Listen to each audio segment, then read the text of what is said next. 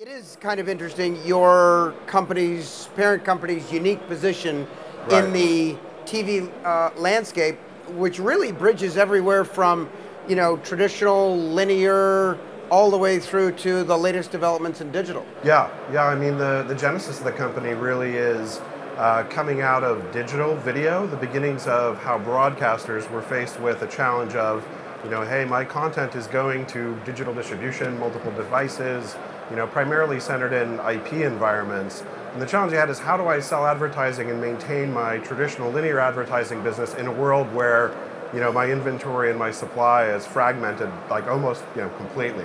And they're trading on completely different currencies. So, over the first few years of FreeWheel, we picked up and now work for ad decisioning and ad management for, I think it's about 90% of the broadcast community in the US, and we've been working with Sky and Channel 4 and Channel 5 in the UK, a great television market, some very advanced developments there.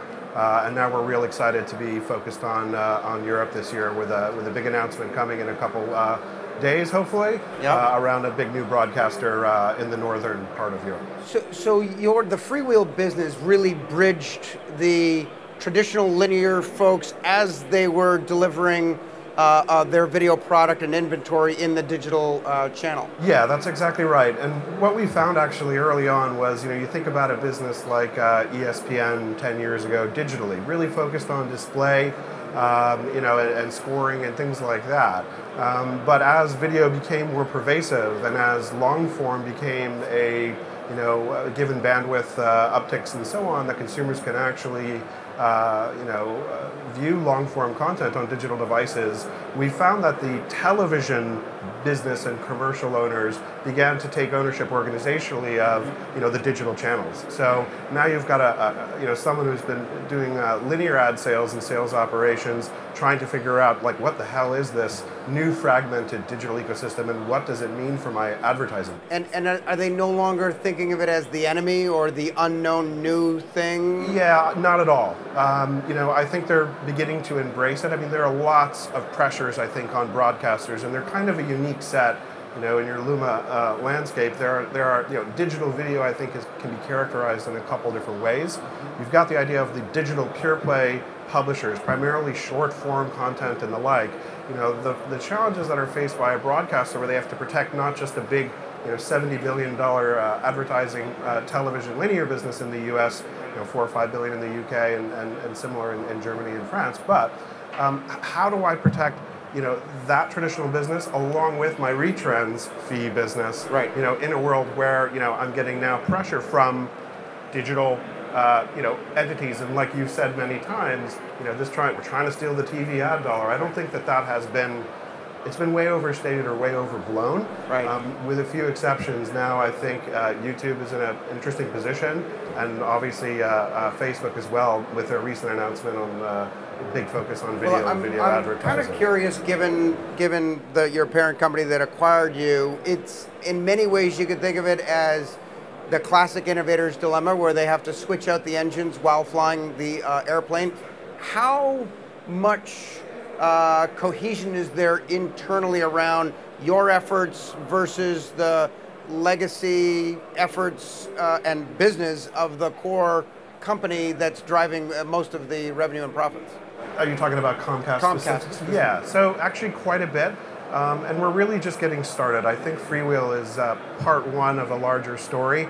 The idea is, part of the future growth of a business like Comcast, obviously there's a Time Warner Cable acquisition pending, but they need to be able to provide infrastructure and services not just to their own businesses, both in the pay television business as well as broadcast and advertising, but also to the rest of the community. I mean, they really are in the best possible position to invest in next generation set-top boxes, the X1, X2 boxes recently announced and growing quickly throughout the footprint. So they have to be part of not just the media and the pay television business, but how is it going to be monetized, and how can we importantly support the ecosystem? Final question: do you see yourself as being competitive with the Googles and Amazons and sort of digitally native delivery companies, or is it more co-opetition? Like co-opetition, I guess. It depends a little bit on which part of the Google business you're talking about. There's some competition, I think, from the FreeWheel perspective, but I just don't see Google focused on supporting the broadcast community. I think ultimately, they're between YouTube and other efforts focused on what can we do to wrestle more control of those linear ad budgets. And then on the distribution side, obviously the most powerful digital distributor with questionable content. It's all short form, and I know there are large efforts to make that better, but purely as in the value chain around distribution, a very powerful entity, not unlike Facebook. So what we're hearing and what we're advising our customers is that's what we need to protect against. Is those are very powerful entities.